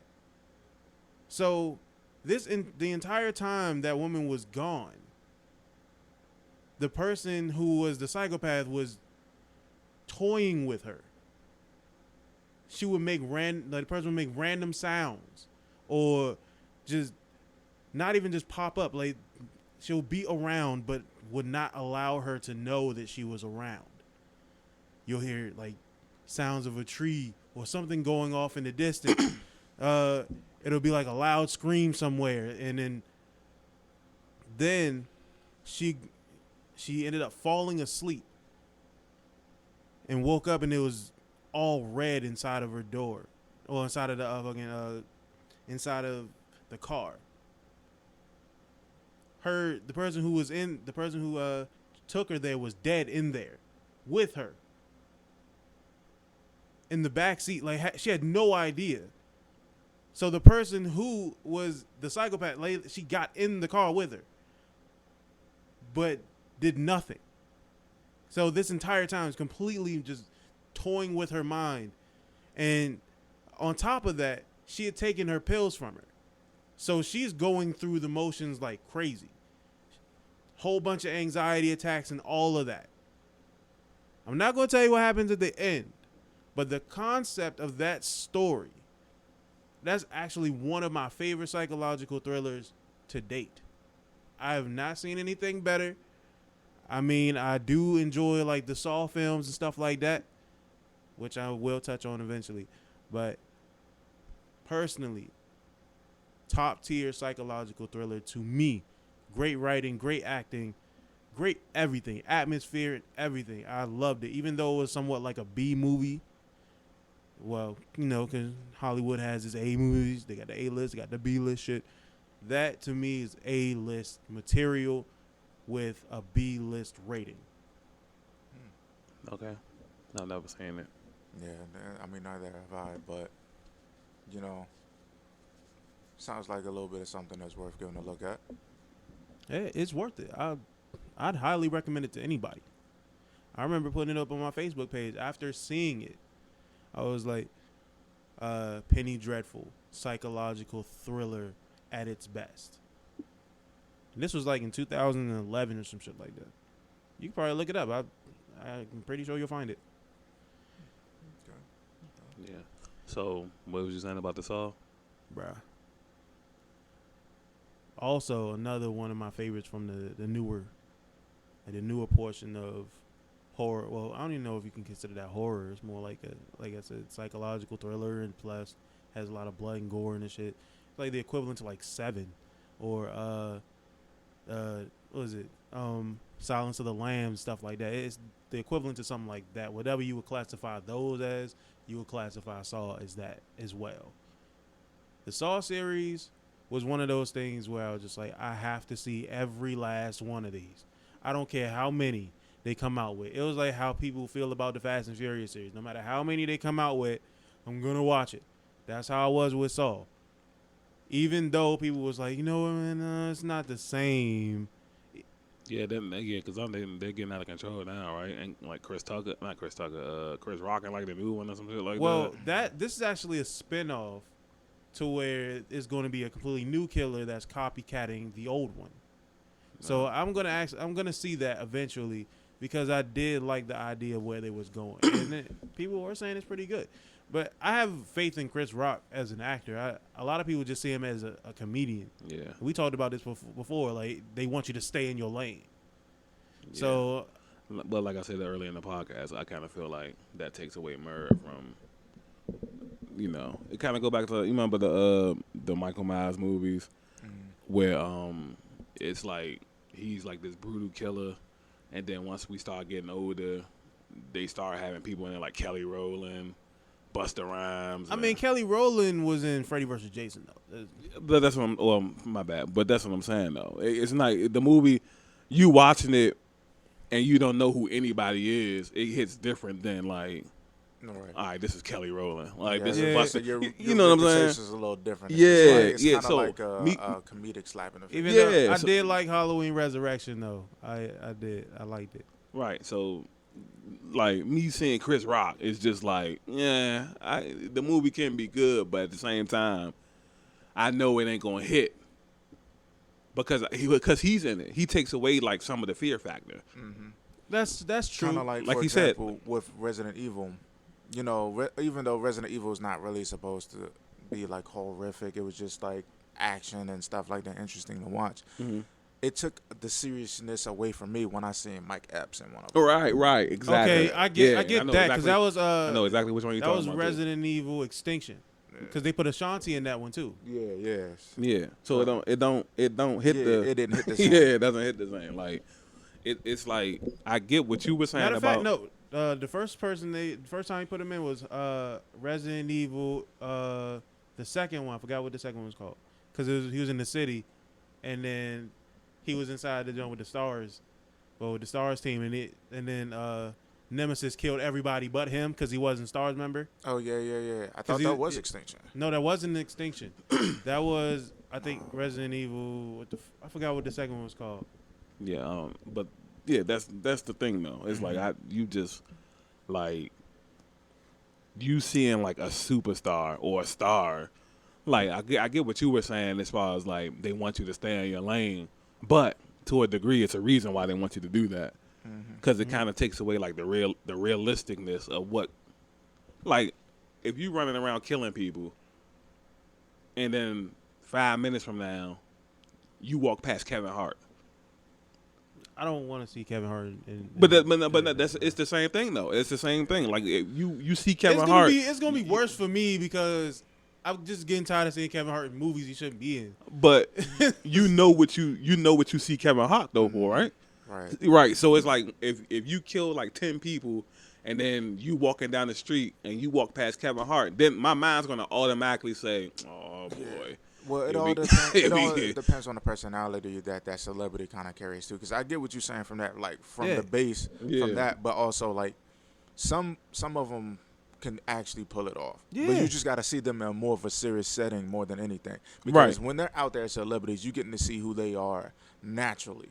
Right. Now, like, for example, of course, for Rob Zombie, he's not just a writer. I mean, he's an artist. He's in a band. But you see him in more of a crazier or a serious setting. So, but he, too, is a celebrity, but he's actually in, so it's just like it all depends on, like, how you really get to see those people outside of the movie itself. Because certain people can pull it off. Certain music artists can pull it off or whatever. It's just like, if you can act and sell it, then do it. Yeah. Because I'm going to further allude to what I was mentioning about the whole Kevin Hart thing. Like, when you see Kevin Hart in movies, like, if you see him in a movie that's going to have a serious tone to it, all you're going to get is comedic.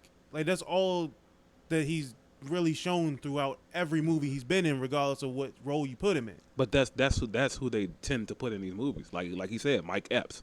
Like, we haven't seen him in a lot of serious roles. Chris Rock, we haven't seen Chris Rock in a lot of serious roles. Like, these are comedians. We've seen, like, Chris Rock has been doing comedy for about 30 years now.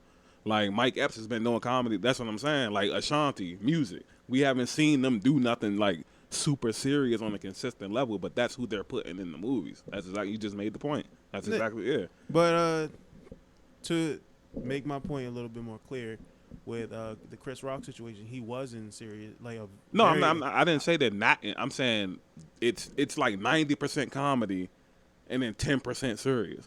Anybody that sees Chris Rock, the way that your mental glands are set up, you're already tuning yourself to laugh. Right. You like it's already embedded. We're used to that. We're trained to see exactly. I mean, as I grew older, it's kind of like I can interchange. So that's you. Me personally. Yeah, and I kind of feel like you're just being a contrarian right now. Not necessarily. I agree with what you're saying. That's what I'm saying. The average person that sees a comedian on screen that you've been laughing at for the last 30 years, you're mentally already preparing to laugh. You know what I'm saying? Now, if, like I said, I'm open for surprises, though. Yeah, me like, too. If you're like, all right, well, I'm like, damn, bro, like, here it is. But then you see some serious shit, like, oh, okay. Right. All right, yeah. But what we normally is like what you said earlier with Jack Black. You throw him in the movie, and what was the first thing you said?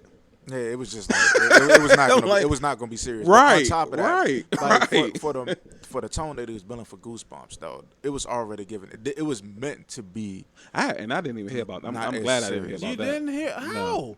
I'm glad I didn't. Yeah, like I'm not like I was mad when he brought it. I thought it was mine. The way they did that, it was like very animated. Like, it was on purpose, though. That was their intentions. It was like, okay, slight spooky things or whatever, but it was like for more so a family movie for the kids. Who makes that? R.L. Stein dead, right, or something? Yeah. I'm about to say he would never allow that, right? Man. But it wasn't. It wasn't really for the serious thing. Okay, it ain't him no more. It ain't. Man, With the estate doing, with the state, yeah. With you know they trying to dumb stuff down for kids nowadays. It's just like I don't man, want it. these niggas need to be just as scared as we were. They kind of went with for that one. They went with the whole the books coming to life type of thing. Man, You know, they back in the day, yeah, so they try to go. Like, it's the They end try of the to world. go. They What you try to talking go about? to the OG, you know, origin story, but at the same time, it wasn't as serious. yeah, 'cause none of that shit was funny back then. Man, what happened to the dog with the glowing eyes? And then on top of that, like the CGI was just not working for it. Like how they did the Wolfman and all that. It's like no. Yeah. Like you said earlier, Michael, the Night of the Living Dummy. Man, And, what? and that joint had like what? 3 Let that books? son of a No, bitch come to life, bruh. That joint had like 3 books, didn't And it? when they showed that, that was very animated. The way they did him, I was just like, no, like this is one of the scariest ones of them all. And then Yeah. they just I got some of them joints around I here was too. Probably in the closet, still in the Bruh. boxes. I got like a few of them Goosebumps joints. Son, Damn, Jack I Black. came from under the sink and all Yeah. that. Like, just a little sponge creature. Scared you as a kid. Like, come on, bruh. And then Like, the little swamp monster those jump. were some good books, bro. Like It was when I actually decided to read books, that was the books I was reading. I used to read them while I was at school too, Yeah. and that actually made me not want to go home. I'm like, nah, I'm stay here at school. And the teachers, and I used to like those because the teachers would let you read them. Like, As long as you was reading. if you had like a little sports book, you know, we used to have Sports Illustrated and all that. Nah, I put that away. But you had a Goosebump because when they had something about the Phantom or something, right? Phantom of the Opera or something. It was something like something with a Phantom of Phantom, the Auditorium, I think. something like that. Because I think I got that too and shit. Yeah, something with a Phantom and shit. That joint was just like that too. Yeah, I'm gonna have It to- was very creative, man. Shoot, Yeah, bro. shout out to And R.L. I man. picked up and started reading R.L. Stein by accident. I mean, I've seen my brother. He used to have Goosebumps books, but I never really cared to pay attention to him. Then I was at school and I just seen it, and I was just like, the covering was looking very interesting and all that. That's and what I got read me the title, at the and I was book just like, fair. let me just start reading this. And I was just like, oh, okay, yeah. It's just like, you know, The books was so creatively done because it had like the little the slime and stuff Yeah. coming from the top and it was of the actually like little ridges in the actual. It wasn't just like it was just looking like slime. Yeah. It actually just felt like yeah. That one was that was a clever cover to, and that's like the base form for every last one. Didn't matter what color the Yeah. book was, the slime's going to be that color. Yeah, because they had green, purple. Yeah, so when this Jack Black thing come out? This is recent or Yeah, years it's more ago? recent. was It's like kinda recent. It 2017 or some shit. yeah, it was, you know, Yeah, I'm glad I missed that. a couple man. of few years ago, whatever. Smack fire to Jack Black, man. Should have turned that road down. Yeah, bruh. Yeah, I mean, I prefer, like, I ain't gonna lie to you, like, when it came to like Goosebumps stuff, it was like upper echelon when it came to like childhood horror stuff. yeah. If you were gonna introduce a child to horror, it was either Goosebumps or Are You Afraid of the Dark? You Yeah. got no in betweens. Because Are You Afraid of the Dark? That's if you had cable. If you Yeah. didn't, That nigga- Goosebumps. Yeah, that Nickelodeon and Goosebumps was on too, before and after Arthur. So Man, I swear, man. A lot of the stuff that they had, it beat out a lot of the things that's coming out now. yeah, This just on television. They have TV shows for Goosebumps and Are You Afraid of the Dark that's better than a lot of the AAA titles that's come. Well, not AAA, that's video game, but all the A-list titles that's coming out for like box office. They're supposed to be box office hits. They're getting outbeat by that in my eyes. yeah, I feel as though they're better because a lot of the stuff that they're bringing out now is just very, very, like, it's so minor in the horror genre. It's not staying true to what horror was supposed to be. right. Because if you're gonna turn horror into nothing but, oh, you walk down this area, jump scare. You go into there, jump scare. That it's become nothing but jump scare fest, and they do the same thing with like video games, where it's nothing but a bunch of jump scares. And you're not actually getting into anything. There's no clever writing. It's like they're following a template. Yeah, it's just literally being in a haunted house without the thrill of actually being there. Yeah. Facts. And the horror factor for Six Flags haunted houses versus going to a haunted college. Facts. That's the difference. Yeah, because Six Flags, they wanted you to be like, they wanted to be on some fake Goosebumps type. I think that was a Goosebumps book too, right? Something with some haunted, with some mirrors or something. I don't remember. Yeah, I don't remember. Yeah, it's all coming back to me piece by piece. But yeah, that shit was corny as hell. Even when you was a kid, that shit was corny. Yeah. Like people that were scared just wanted to be scared up there. You just in the atmosphere, I guess. I don't know. Yeah. Well, at Six Flags. Yeah. Well. Oh, you were scared? No. Unfortunately, you're right. Right. I'm just sitting there thinking like, who would do that, right? I'm just sitting there thinking as we're having this conversation.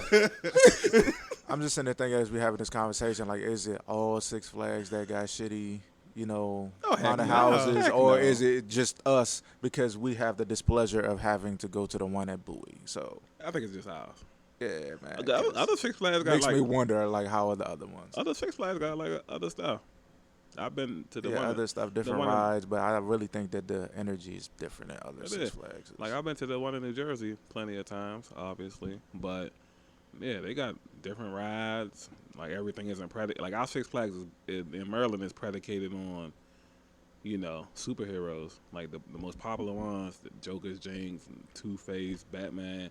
Like up there, it's just like it's a bunch of different rides. They got an animal safari. You can go see elephants, rhinos. Like ours, I don't know. It's just ours is hand me down. After a period of time when I started going to Six Flags, bro, I was just like, bro, fucking bring Adventure World back. Yeah, that's what it is. We don't have the real Six Flags. We just got one of them. We just had a replacement. Yeah, we got one of them, but just call it Six Flags. Water World, Adventure World. I remember Adventure World. That shit was fire. Three Flags. That's what they need to call it. Three Flags? They ain't got what everybody else got. You halfway there, though. Bruh, chill the fuck out, bruh. Yeah. Chill the fuck out. I did think when he started, he was about to say, like, he get scared up there. The way he, like, chimed in, like, I mean, who would get scared? That's just a place to go to when you're bored, and that's an opportunity for young folks to make money now, and that's it. Yeah, because they do have like scare actors that are professionals that do that shit legit. Because I don't know if you follow him, Evan.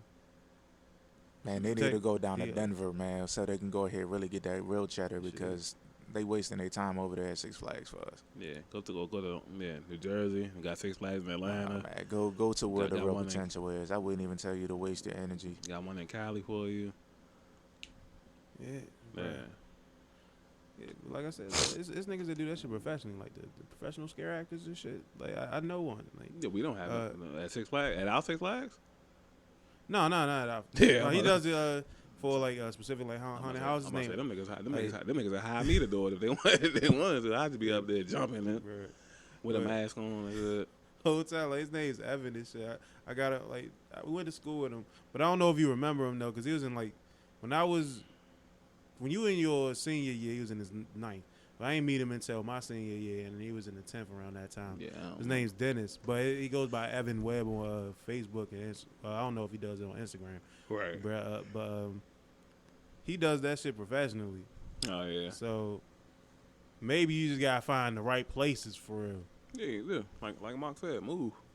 Nah, I don't think it's just like moving to different areas. I think it's just moving to like different states. I just think like we gotta traverse different areas in our immediate area. Like go out to like Bowie or one of them random ass areas that we don't normally see, like Oakland, Maryland and shit. Like who the fuck knew we had one of those? Yeah, but it's not also where you go. It's just this shit the type of people that it is that's out there. Like for real, it's like we like to have fun, but at the same time, we don't give a fuck about horror out here. For real, it's just like it's a diluted thing here. Now, when I say go to California or Denver and all that, they take stuff like that serious. They literally go out shopping for a whole season to prepare for this, and then they're like, yeah, man, we want to big stuff that people got to sign waivers for. I've seen it. I've gone on. It's a YouTube channel. I forgot what the name was, but literally I seen them like go to markets and vendors to buy certain things, and they go over the protocol of how everything is before they open it up to the people and stuff. Like there's states out there that really they're known for this. Yeah. Over here, nah, man. It's just like, all right, well, we got it just for the fun of it, and then, it is what it is. We already got your money, so Yeah, I respect that. Because, I mean, I'm not saying, like, they're not well known for that. I'm just saying, like, maybe we might want to have to look into different areas. We just got to find more people that's more serious, that's, take it like the art. Move. Yeah, I mean, I personally don't care because I don't care about the whole haunted house and all that other shit. That's what Mark's saying. That's the problem. Yeah. I mean, I care about horror. We gotta find I love people horror, who want but to it's invest like- the time and the energy to it. Like, man, man, this got to be just right. Like, You gotta move. Like it. I mean, I'm pretty sure they got areas out here like that, but it's not here, like in this immediate area. Yeah, Maryland, right?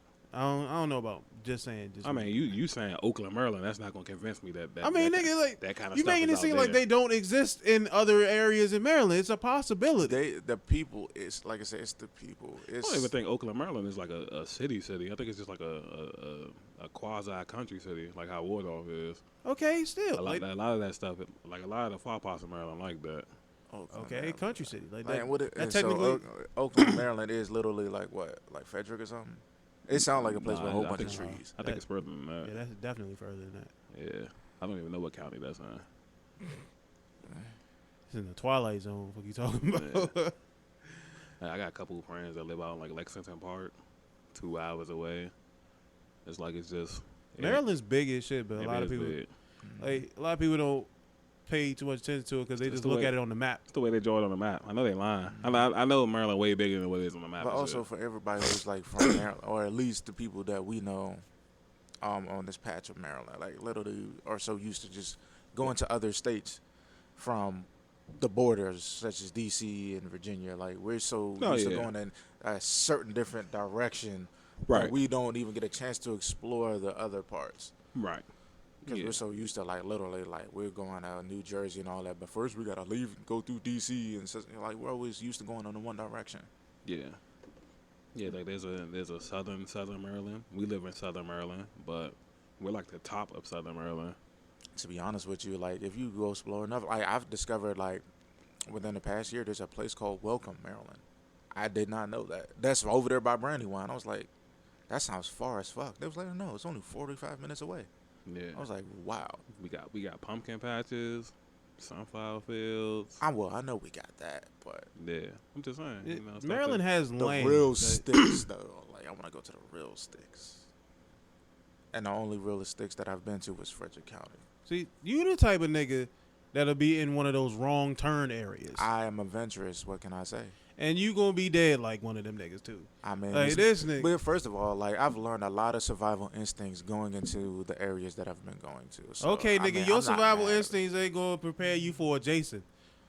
I mean, if people like that exist, then we cross that bridge when we get there. But like, I'm pretty sure that I can handle myself. There quite a this bit nigga so go far. thinking he a fucking superhero again. Oh no, Just I'm not, like the rest of the I'm niggas not gonna be a end up dead. superhero. Trust and believe. I mean, I'm gonna find a way to actually try to avoid the conflict. But if push comes to shove, if I ain't got no choice but to fight, then I'm pretty confident in some of my abilities. Some. But if you dealing with a supernatural nigga, what are your odds of What is surviving? your odds of coming across a supernatural nigga besides somebody who's on crack? How do you know that? Because that's the only supernatural thing I feel like I'm gonna see is somebody who's on drugs. You don't know that. Yeah, I wouldn't. Maryland is quite racist though, so some parts have to account for the racism. Besides the little petty stuff that we get here. Mm-hmm. Frederick is really fucking racist. Yeah. Indeed. Oh yeah. So I don't know what parts. I don't want to really go looking either to see like. He the type of nigga to go looking and end No, up in I'm a not sundown I'm not town. gonna go look He for said the when the problem, but at sundown the is. same time, like, I am going to explore. Yeah, I like to go camping and stuff like that. So if I'm gonna have the experience, I'm gonna go get the experience. But am I gonna go look for racists? No. Yeah. Am I going to go? You're not go to you're not gonna look for them. They gonna find you. Okay, well, like I said, I like, didn't even know Maryland had waterfalls and shit like that. Yeah, we got quite a bit. yeah, of it only is like literally you could go somewhere that's about an hour away and find Yeah, waterfalls. that's what it is. I don't know. Yeah. You might have to do some photo shoots, little videos around that jump. Mm-hmm. But just gotta find a little bit of time. You see, got a chance to get our ADHD off and shit. Got a little bit of trailing off moments. Got to do it for every podcast. It seems as though we get at least one of those per podcast. Before we get up out of here. Definitely. But this has been another Breaking the Narrative podcast, BTN for short. I'm Tony. I'm Mark Anthony. Teddy. And we up out of here.